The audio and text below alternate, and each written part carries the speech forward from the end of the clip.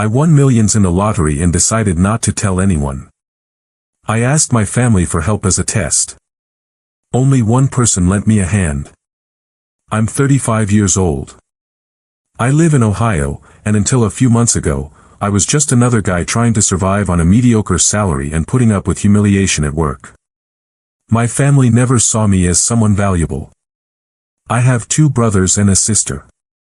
My parents always treated my older brother, Ryan, as the pride of the family. He started a marketing company with their financial support and lives his life showing off how successful he is. My younger sister, Emily, has 2 children, works as a cashier at a supermarket, and can barely pay her rent. And my other brother, Aaron, constantly changes jobs and still lives with my parents, despite being 30 years old. I was always the forgotten middle child. My parents never offered me support or help with anything. When I was laid off at 26, they didn't even offer me a couch to sleep on. When I needed money to fix my car so I could keep going to work, Ryan told me, his exact words, that sometimes it's better to accept that some people are born to stay where they are. Earlier this year, I won the lottery. It wasn't a crazy amount like 300 million, but it was enough to completely change the life of an ordinary person. A little over $18 million after taxes. I was in shock for weeks. I hired a lawyer, put together an investment strategy with an advisor, and kept everything an absolute secret. I continued living in the same place, going to work, faking normalcy. But something started to eat at me from the inside, the way my family had treated me all these years, always ignored, always seen as a nuisance. So, before making any major decisions, I decided to run a test. I quit my job. I made up a story that the company I worked for had gone bankrupt and that I was going through financial difficulties. I said I had overdue bills, that my car had broken down, and that I wouldn't be able to pay the rent that month. I went to see my parents, Ryan and Aaron. They all listened to me. Some of them laughed uncomfortably. Ryan said he could offer me a position as a warehouse assistant in his company, but that I would have to prove my worth. He offered me a few dollars an hour. My parents said they were tight on expenses, despite having a secure retirement and no debt. Aaron just said, "Tough situation, bro." The only one who really helped me was Emily. She gave me $200, and it was so much more than money. It was the way she gave it to me. She asked if I had food, offered me the sofa in her tiny house. She said I could count on her. I know she barely survives with 2 small children. That broke me inside, in a good way. After that, I started to distance myself from everyone. Only Emily knew where I was living. I moved and began to change my life. On the outside, everything looked the same. On the inside, I had a new perspective. I started to observe and to plan. I don't know exactly why I'm writing this now. Maybe because I'm preparing to take the next step, or because I'm still trying to understand why my own family always saw me as disposable. I have this constant feeling that even now, after everything I know and everything I have, I'm still that ignored guy at the family table. I haven't told anyone I won the lottery, but I think the time to change that is approaching. I began to plan my definitive exit from that circle, not just from the life I was leading, but from the image my family had of me. I started studying more about investments. I bought a discreet house in a quiet neighborhood in my name, but I used a legal intermediary to maintain anonymity. I renovated everything little by little, without showing off. I got rid of the old car but bought another one that looked very similar, only new and safer. Anyone looking at me from the outside would think I had simply gotten a new, stable job. During that time, Emily kept sending me messages, asking if I needed anything, offering me food when she had leftovers. She never asked me for a cent and never directly asked what I was working on. She just said she trusted me. That marked me in a way that's hard to explain. One day, without warning, Ryan showed up at my old apartment building. The doorman sent me a message saying a man in a suit was there, demanding to know where I was. I found it strange, but I ignored it. A week later, my mother called. She said Ryan was going around saying that I was being irresponsible, that I had abandoned the family, that I was missing out of pride. She ended the call by telling me, "What you're doing to your older brother, who has always been an example, isn't fair." I swallowed hard. Until that moment, I was still considering maybe helping my parents with more than just the basics. After that, I started to reevaluate everything. They were concerned about Ryan's emotional well-being, not mine. Not for a second did they ask if I was eating, where I was sleeping, if I was sick or in crisis. I continued for a few more months, observing from a distance.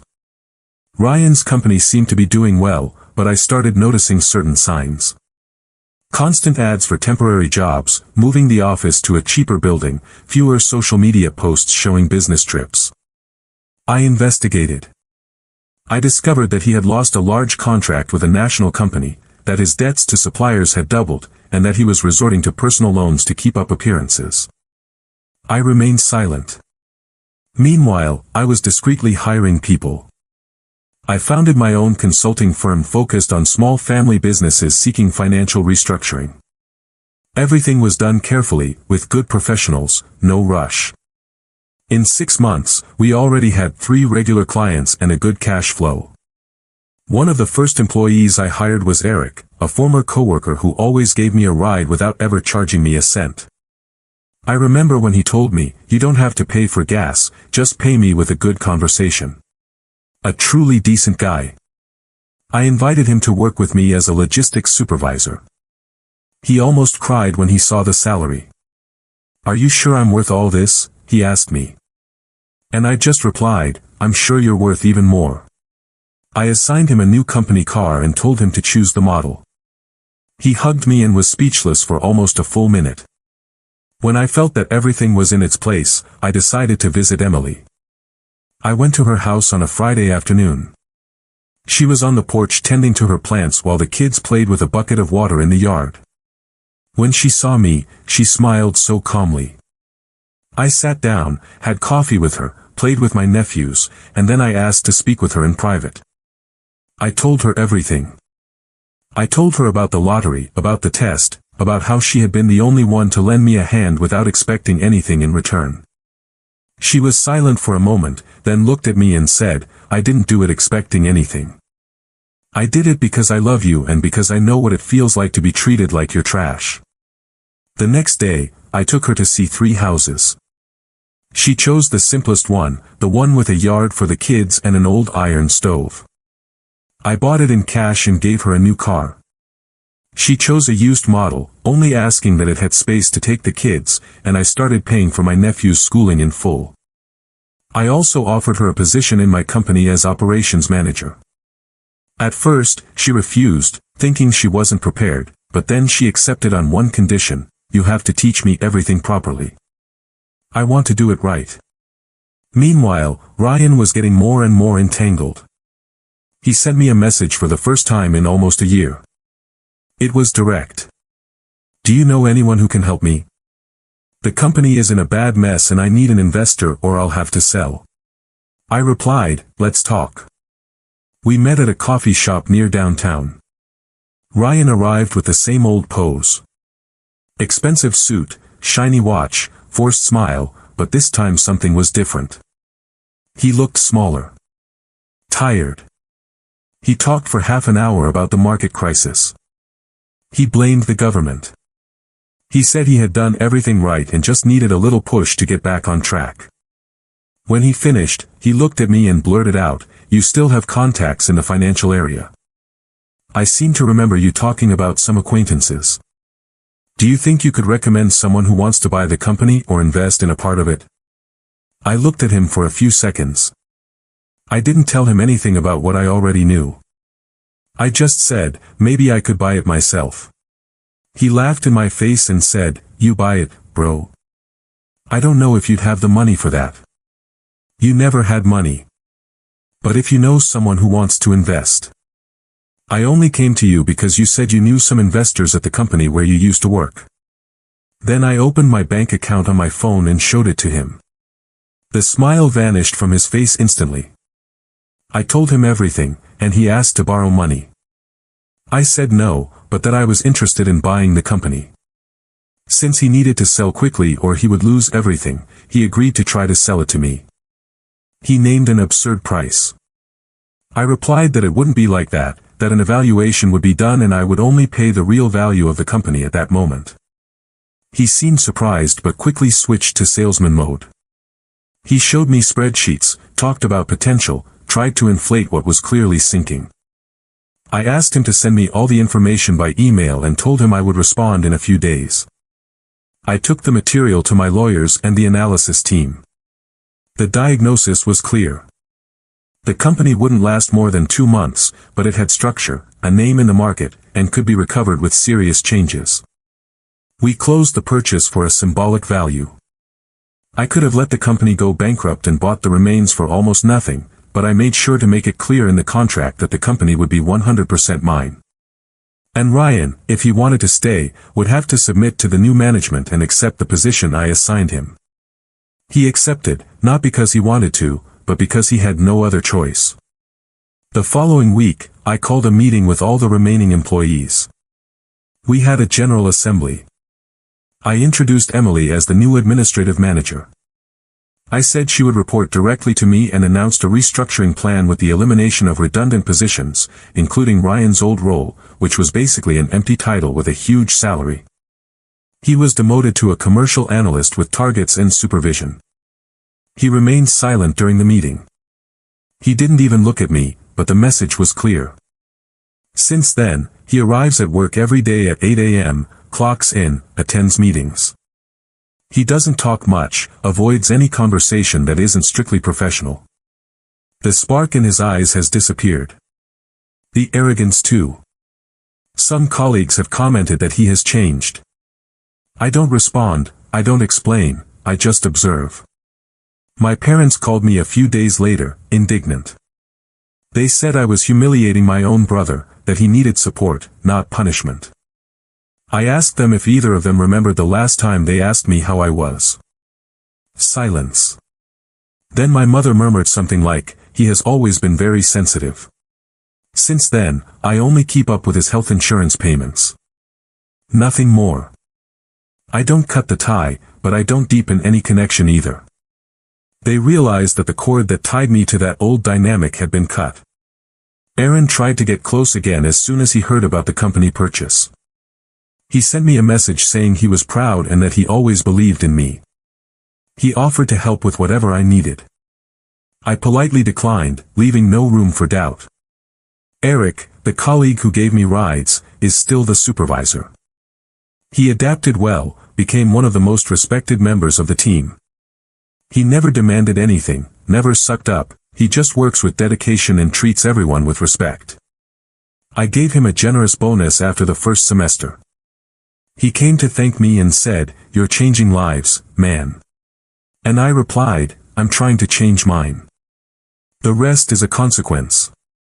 Sometimes, when I think about all this, I feel a lump in my chest. It's not happiness or anger. It's a strange feeling, between relief and emptiness, as if I had waited so long for a type of recognition that in the end meant nothing. And when it was my turn to have power, I realized that what I really wanted wasn't revenge, it was respect. And that either comes genuinely or it's worthless. On Emily's birthday, I took my nephews to a water park. It was the first time I saw those kids laugh without a care in the world, eat what they wanted, without hearing "no" all the time. She hugged me at the end of the day and said that was more than any gift. "You gave them a childhood that I could never give them." That hit me deep. For the first time in a long time, I felt like I was doing something right, not out of revenge, but for someone who always believed in me when no one else did. Update 1. The news that I had bought the company spread faster than I expected.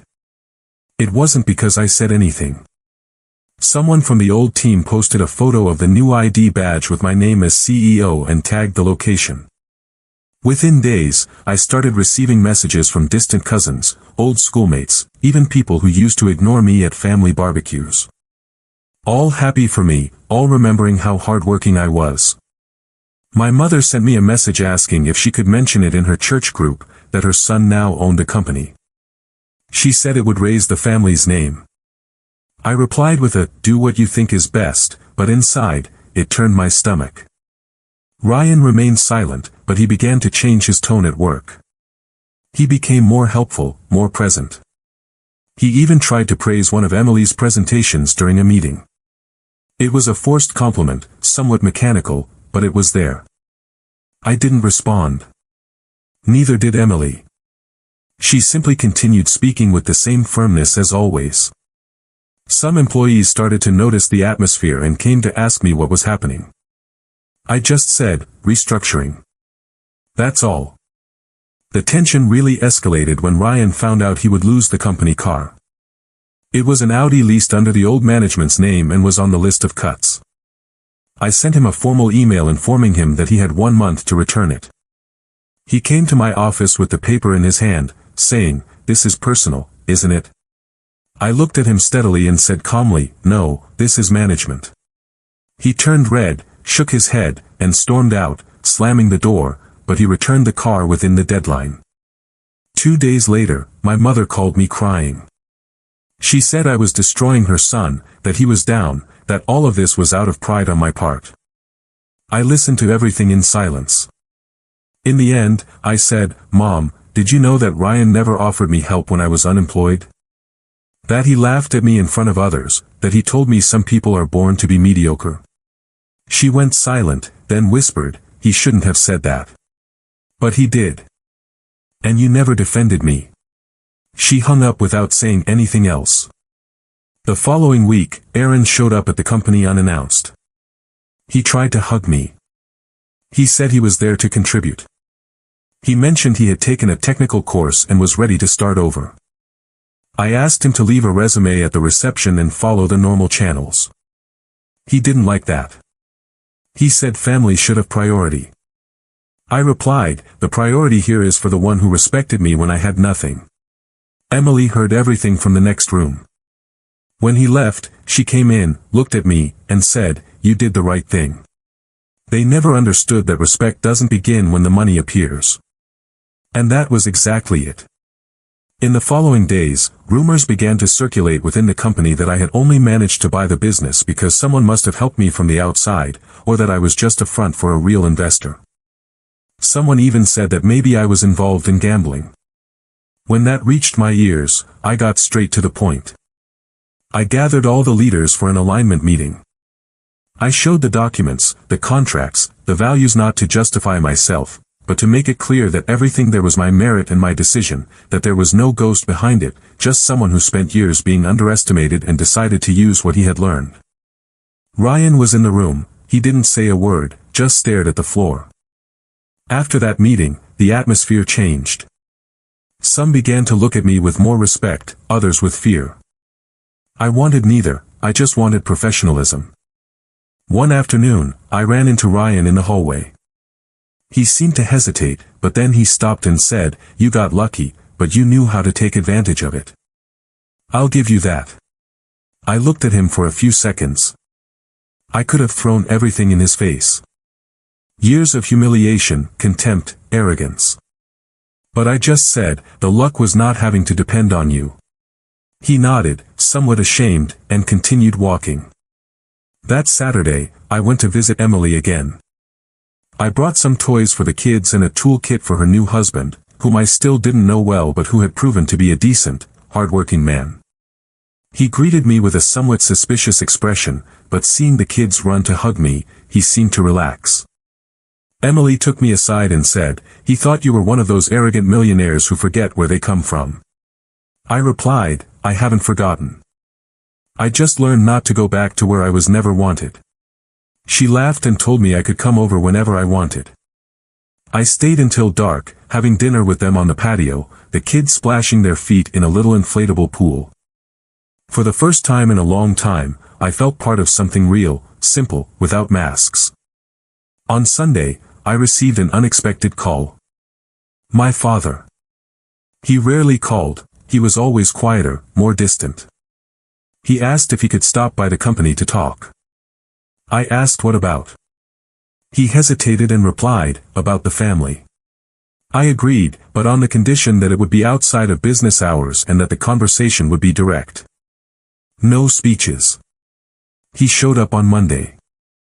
He walked in with that same tough attitude as always, but he seemed nervous. He sat in front of me and was silent for almost a minute. Then he said, "We were very wrong about you, and I'm only just now realizing it." I remained silent. He continued, "I always thought you were weak, too sensitive, but you were the only one who didn't fall, the only one who didn't break. And now you're the one lifting everyone up." My eyes welled up, but I held it in. I replied, "I'm not lifting anyone up, Dad. I'm just giving back what I received. Whoever gave me support got something in return. Whoever turned their back on me reaped what they sowed." He nodded. Then he asked if I could help with the house's mortgage because they were having difficulties. I told him no, but that the health insurance would continue to be paid and that I would cover any medical emergency as long as it was real. He didn't insist. He stood up, said, "Thank you for what you're already doing," and left. The following week, Ryan asked to speak with me. It was something I didn't expect. He said he wanted to talk frankly. We met in an empty conference room at the end of the day. He began by saying he hadn't been sleeping well for months, that he lived with the feeling of being in debt, not just financially, but also in his attitude. He said he felt like a failure for having lost the company that our father always used as the example of the son who made it, and that now he worked for me, the brother he had spent his life belittling. I listened. It seemed genuine, but my mind couldn't stop remembering every time he laughed at me, ignored me in public, called me a drag. When he finished, he said, "I don't expect you to forgive me, but I needed you to know that I know. I know what I did to you." I replied that I wasn't there to punish anyone, but that I also wasn't going to pretend nothing happened, that what he was feeling now was the weight I had carried my whole life, and that if he wanted to stay there, he would have to follow the same rules as anyone else. Not one step more, not one privilege, just work. He nodded. He said he had already understood. Since then, he has been more reserved, but also more efficient. He meets deadlines. He's not late, he doesn't complain.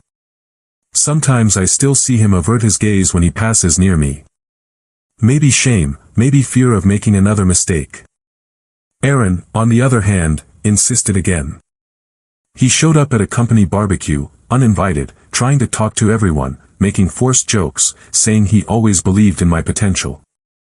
I watched him from a distance trying to fit in. Some colleagues were kind, but you could tell no one was buying his act. In the end, he approached me with a smile that was too big and blurted out, "Bro, we should get closer. We're getting old, aren't we?" I replied calmly, "You had your whole life to get closer. It's too late now to force things." He was left speechless. He tried to laugh it off but left early. Since then, he's disappeared again. The usual. My mother sent me a long email saying she missed me, that she wanted to get the family together for Christmas. She said it was important not to let resentment win, but she never mentioned the things she herself said or ignored all those years. There was no apology, just an invitation disguised as reconciliation. I didn't reply and I didn't go. Instead, I spent Christmas with Emily and her family.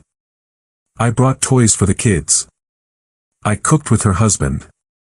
We spent the night in the living room watching movies with popcorn.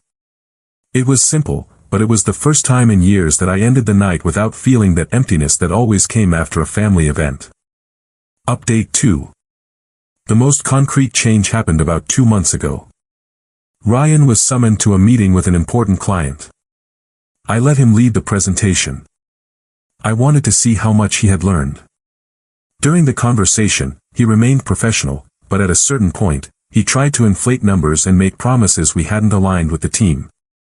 The client noticed and called me aside afterward, asking if it was trustworthy to continue the project with someone who distorted metrics. That hurt me deeply. I wasn't willing to risk the company's reputation, and even less so Emily's, who led the entire operational side, for my brother's ego. That same day, I called a meeting with him, Emily, and Human Resources. I was direct. I explained what happened, its consequences, and what I expected from someone in his position. He tried to justify it by saying he was trying to impress. I interrupted him and said that was unacceptable. Starting that week, Ryan was demoted. He no longer had responsibilities in external negotiations and was put in charge of internal reports only.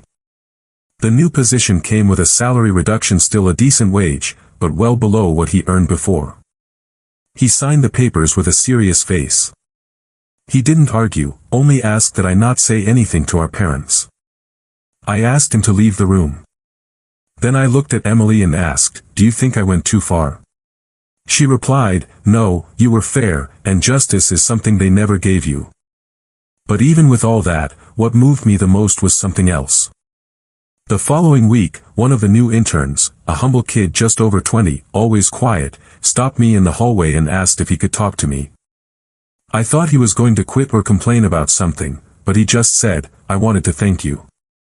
I never thought I would work in a place where people like me have a voice, where a black woman like the manager has real power. Emily is an inspiration for my mom, and you are too for giving her the space. I was speechless. He said goodbye and left. I went into my office, closed the door, and cried. It wasn't anger or relief. It was a release of years of invisibility. It was realizing that I had finally managed to create something they never gave me, an environment where no one had to kneel to be seen. After that, I started to adjust some things in the company. I improved the employees' health plan, created an emergency fund for collaborators in difficult situations, and gave Emily full autonomy to lead local social projects using part of the quarterly profits. Ryan remained silent. He watched everything with that look I already knew, between bitterness and regret. He knew the game had changed and that he was now just another piece on a board he once thought he completely controlled. Over time, Ryan's presence in the company became almost invisible. He did what he had to, didn't meddle where he didn't belong, and rarely exchanged more than 3 sentences with me. I knew he felt humiliated, but unlike what he did to me my whole life, I never responded with mockery. I just maintained a distance, cold, but fair. It was around that time that my mother showed up at the reception unannounced. Emily sent me a message, "Your mom is here. She says she needs to talk to you." She was insistent. I went down there. She was sitting with that face of someone who wants to appear fragile to get something. She stood up quickly when she saw me. "Can we talk for a minute?" "Just the two of us." I took her to a small meeting room. She started with the same old speech, family, unity, forgiveness, how important I was to everyone. I waited for the real part, and of course, it came. She and my father were having trouble keeping the house, accumulated bills, a late mortgage, and a real risk of losing the property. I spoke to her calmly, telling her that I was already paying for their health insurance and would continue to cover medical emergencies, but that I was not going to pay for decisions they themselves had made. She cried. She said it was hard to see a son refuse help, and I replied, what was hard was being treated as invisible for 30 years. I learned to live without your affection. Now you will learn to live without my money. She stood there in shock. She tried to argue, but I stood up and opened the door. The conversation ends here. She left without looking back. In the following days, comments began to circulate among some distant relatives. They said it had gone to my head, that money doesn't change character, it only reveals it, that I was ungrateful, that I was playing the boss. I heard this from a cousin at a shared lunch. I laughed. I asked her what she knew about my story. She stammered. She said it wasn't personal. I replied, then keep your mouth shut about my life. Emily found out later and sent me a message, you don't have to prove anything to anyone. Just live your life. The rest is noise. I've been thinking a lot about that. Maybe the hardest part of all this isn't the money or the changes. It's realizing that you spend your life wanting to be seen by your own family, and when you finally achieve it, it's already too late for that connection to be sincere. Because then what they see isn't you, it's the bank account, it's what you can give. I didn't want to become my brother's boss, I just wanted to be treated as an equal, as someone with value. But maybe that was never within my reach. Maybe I spent too much time trying to earn a type of love that never existed. A week later, I received an envelope at home with no return address. Inside was a handwritten letter from my father, 3 pages long. It started by talking about when I was a kid, remembering things I honestly didn't think he would have noticed. My first science fair win. The day I broke my arm at school and cried alone because he was late to the hospital. Then he said he was proud of me, but that he was raised to believe that a man who shows feeling raises weak children, and that this became a rule within him, even when it hurt. And then came the expected part, the request. He said he was ashamed to ask, but that if I could help with the mortgage, he and my mother could grow old with dignity. I folded the letter, put it away, and didn't reply. Not out of revenge, but because at that point I had understood that any help from me would always be accompanied by the expectation of automatic redemption.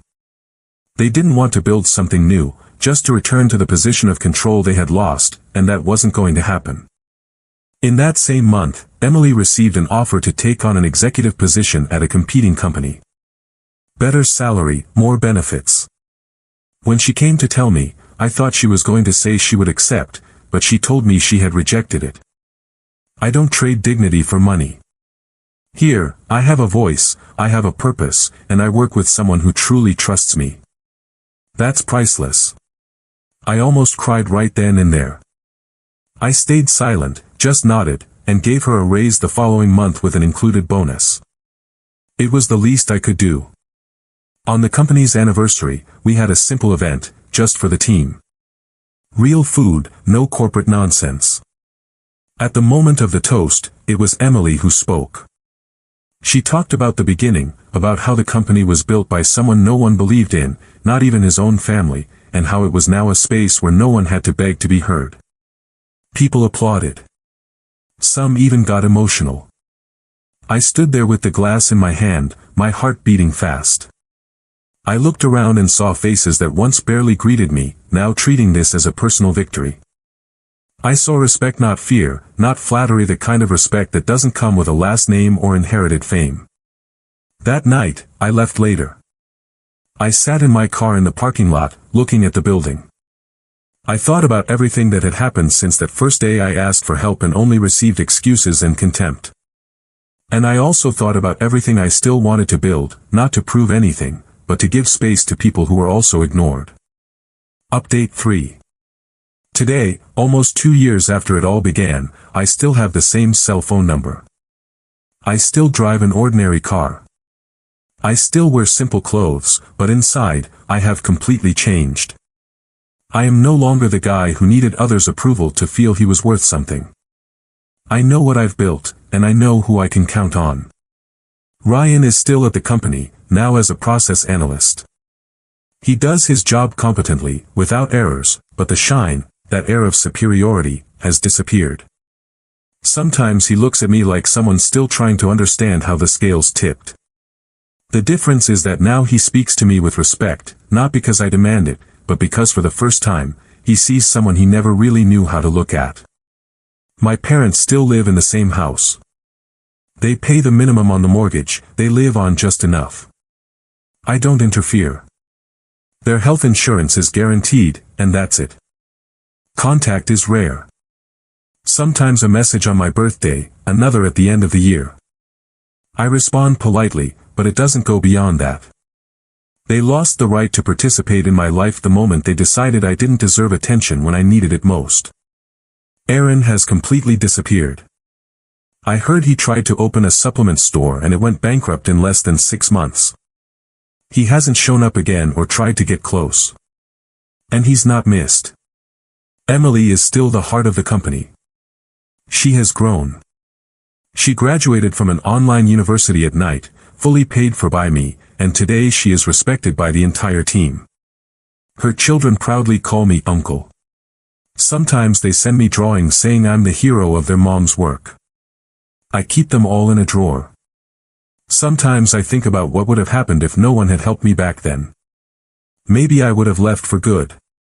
But one person saw me when no one else did, and it was for her, and for people like her, that I decided to move forward. Today, I don't have a perfect family, but I have peace, and that is worth more than any prize.